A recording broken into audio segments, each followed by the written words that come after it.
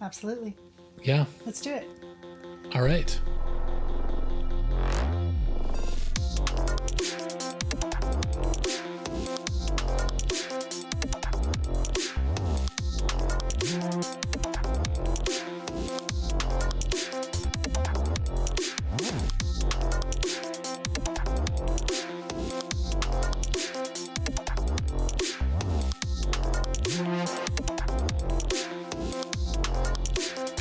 This is the Endless Song Podcast with Will and Emily.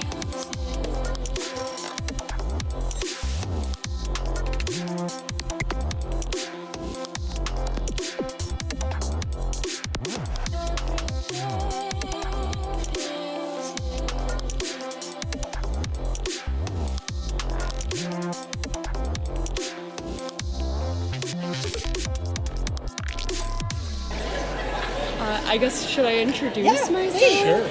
Okay, my name is Kerrianne. I work for ODFW. I'm a conservationist.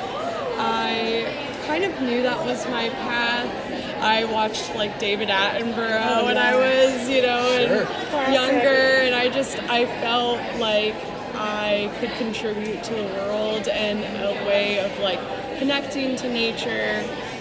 And the cool thing about seasonal work is you get to connect with a lot of different people who are all in the same space and time as you. And it's interesting because a lot of times you're living where you're working, so you're building that community within that space and like dipping into the moment. I know for me, what was super pivotal was I graduated from University of Florida, and then I moved to, I walked for graduation, and then I was on my way to Yellowstone National Park, where I worked, and I met six lovely, our community was super small, no Wi-Fi, no service, and it was just like super, super cool stuff, and I met such amazing people there. And one person that was extremely like awakening to me was my friend Bobby. I call him my yoga zen bro. He kind of taught me like emotional regulation and to sit behind your thoughts and your emotions. And I just feel what's really cool is like I've taken parts of people along the way and have still continued with on. And it's just really cool to think about having those moments in community and then seeing where other people's paths are, but the fact that our paths were together and intertwined at one point is really interesting. And yeah, it's really cool because all of us are sitting with uncertainty at the exact same time, and that is a very stressful, it's very stressful, but it's also really beautiful because the opportunities are endless, and that's just really special. I think sitting with uncertainty is something, even if you're in a stable job or you think you're in a stable position, is, something to still like keep in mind because you don't know what's coming really. And I think for me that helped me to be like more in the moment with others and like really dip down into my body.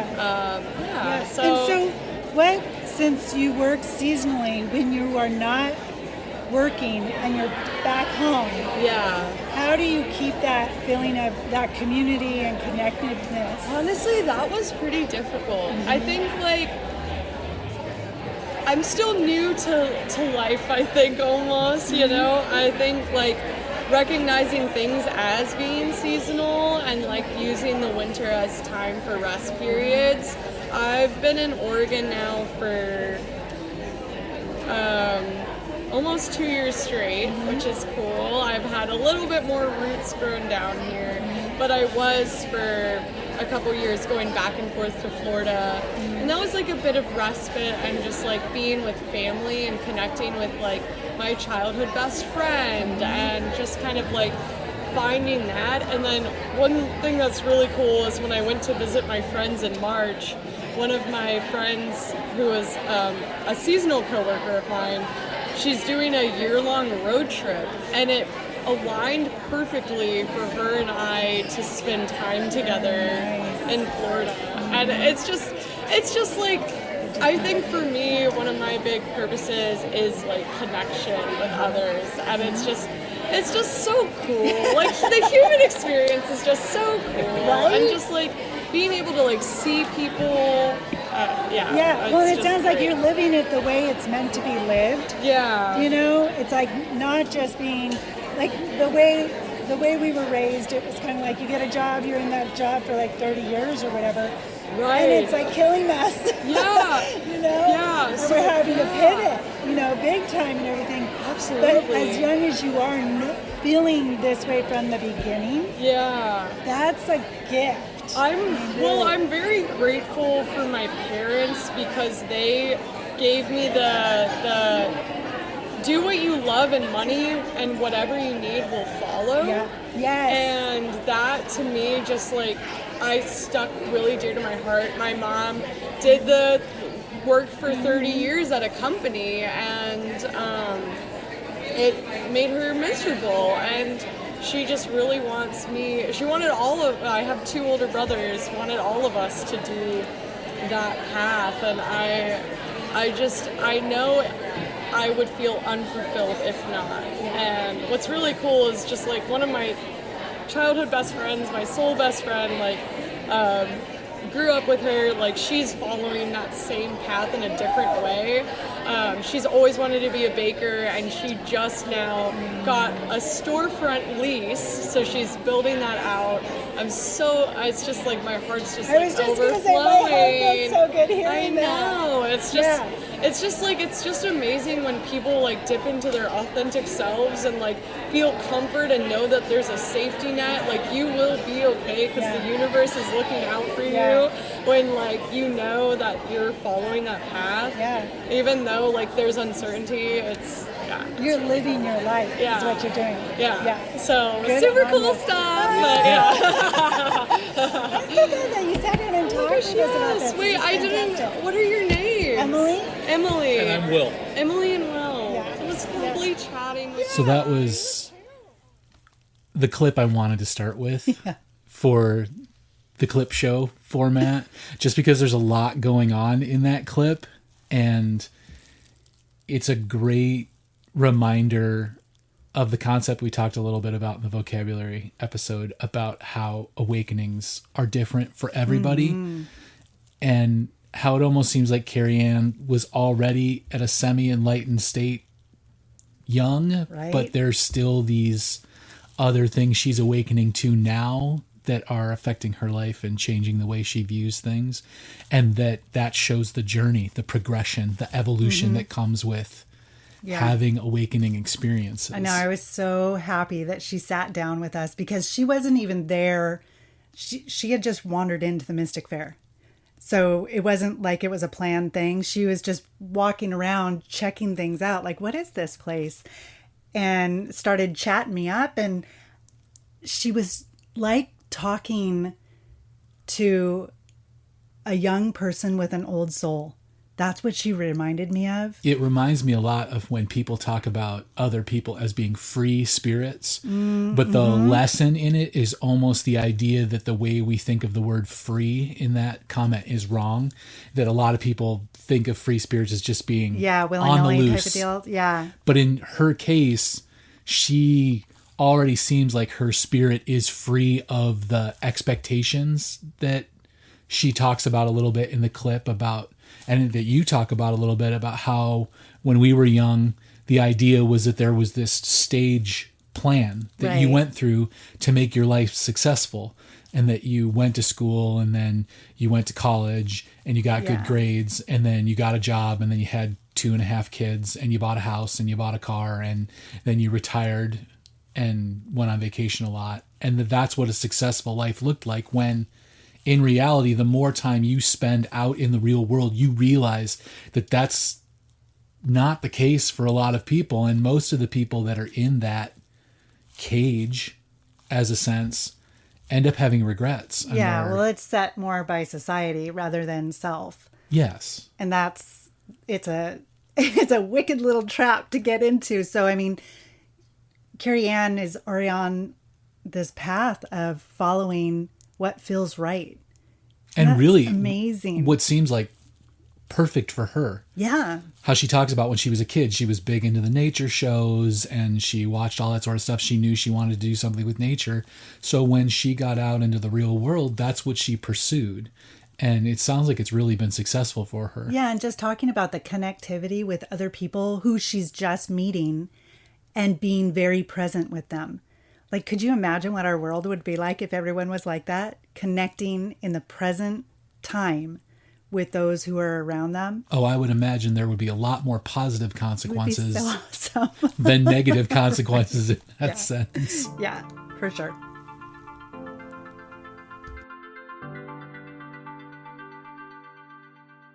But no, because that's the thing is, I think more than ever right now, they're looking for connection, and they can't find it. It's, you know, you have to.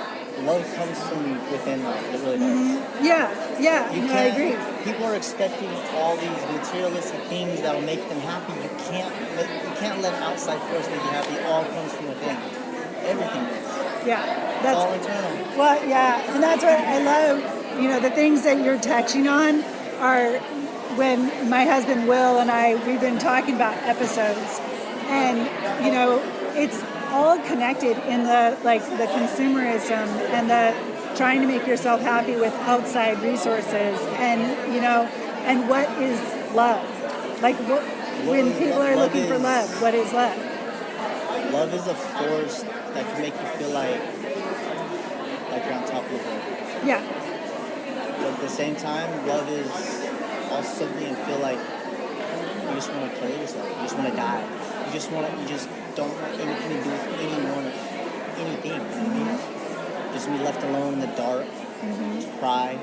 Just let those demons come at you one by one. And it's like they come at you hard. They come at you quick. And sometimes you have to hold on to that glimmering light, even if it's just a candle or just something with light. You hold on to that light. And the longer you hold on to that light, it'll slowly grow.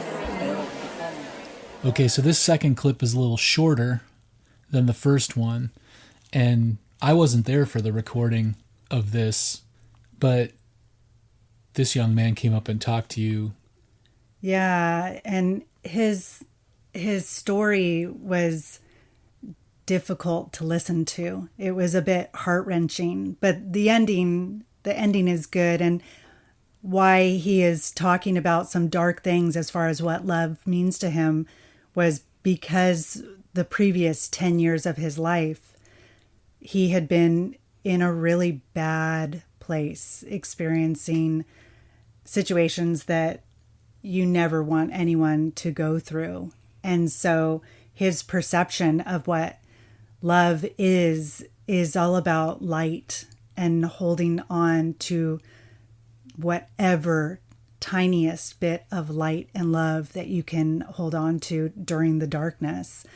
And it was really touching because in the end, he went back to his family and his life started over again.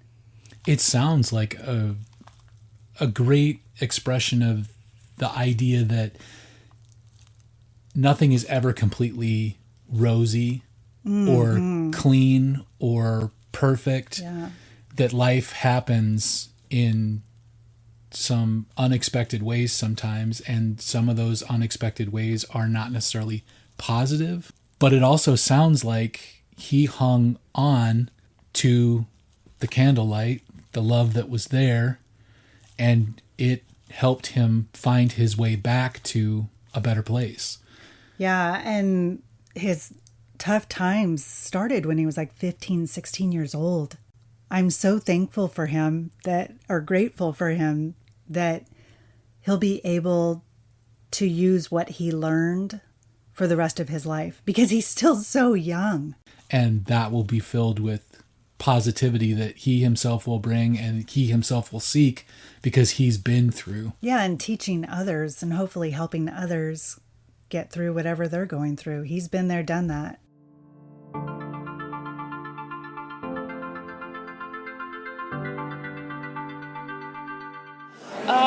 Let's see here. The first time I ever really felt that kind of spiritual download, I didn't know what it was, and I was raised Catholic, so I started off by just having a conversation with God. Okay.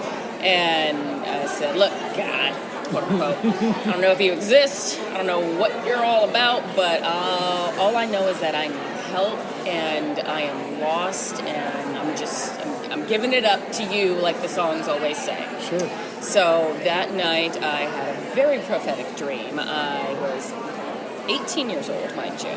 I just graduated high school. I was going nowhere fast, and I knew I had no sense of purpose or direction, and I just needed help.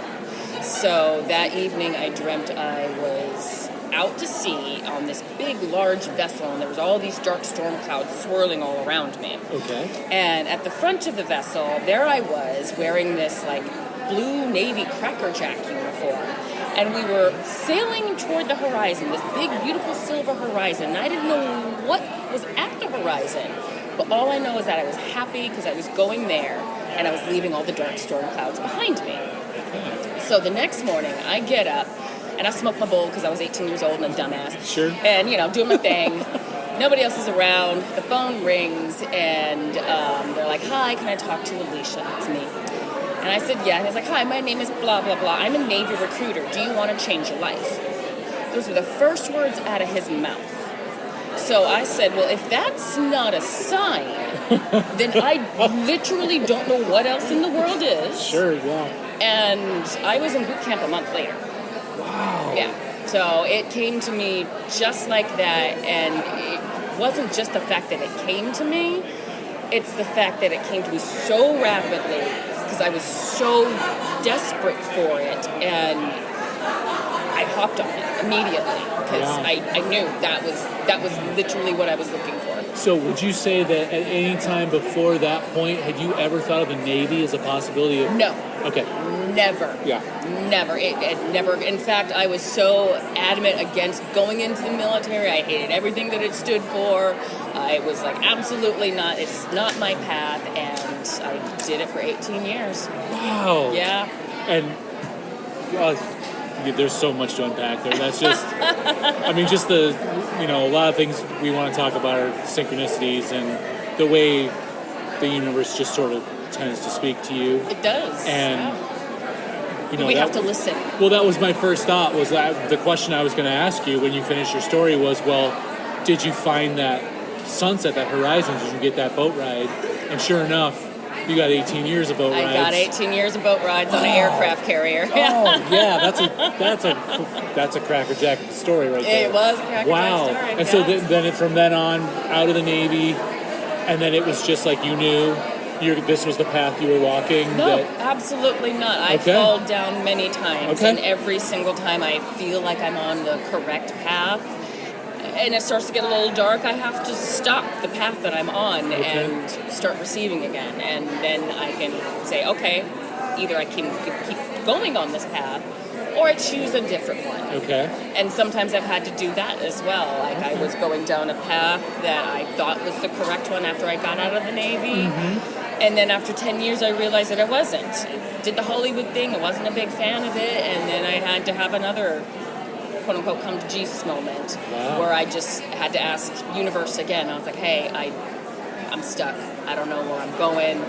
I need a different path. Can you help me, universe? Yes. And the universe always provides. Wow. Yeah, so I just had to attune myself to listen to it. After that first big one at 18, they would come periodically throughout my life, but sometimes I didn't hear them because I wasn't listening for them. Yeah. Sometimes these opportunities would come, but I would just breeze right past it because I was so laser focused on something else. That's true. Yeah, and I had to remind myself to be open to the possibilities, and that's where I really truly found my joy.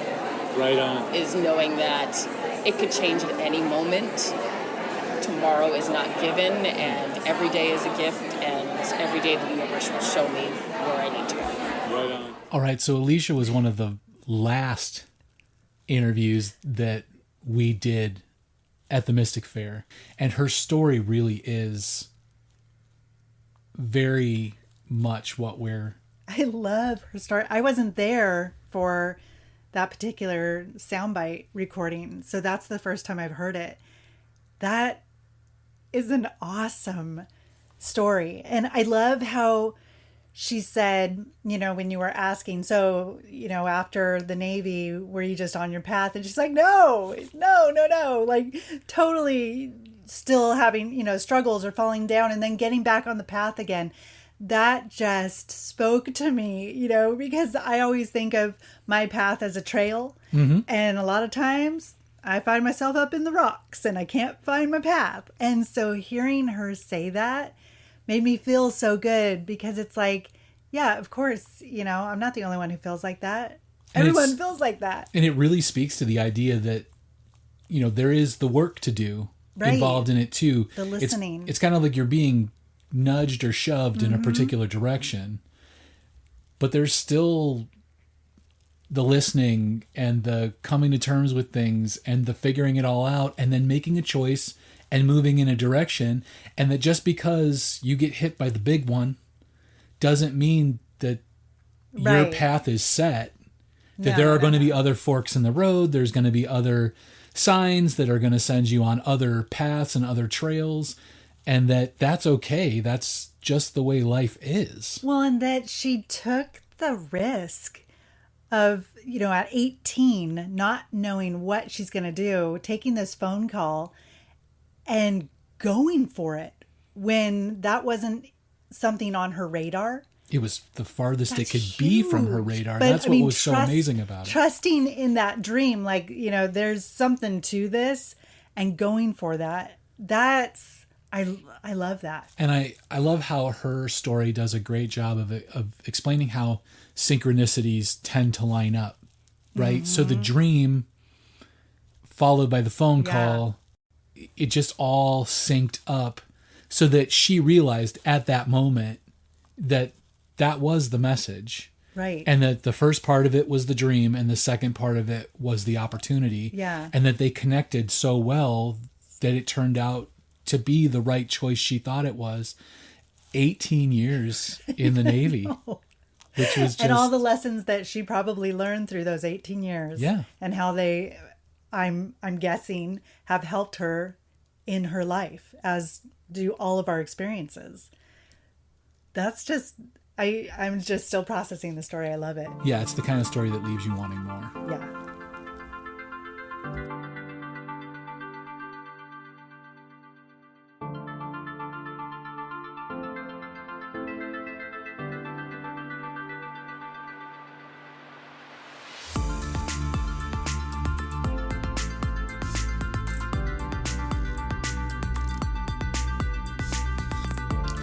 You've been listening to the Endless Song Podcast with Will and Emily. Today's music, Everything Feels New, and Alternative Ways by Evgeny Bardyuja.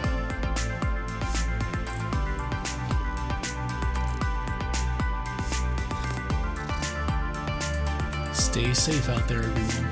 And remember, intentions matter. So be thoughtful, be kind, and be better every day. And we'll see you out there on the trails.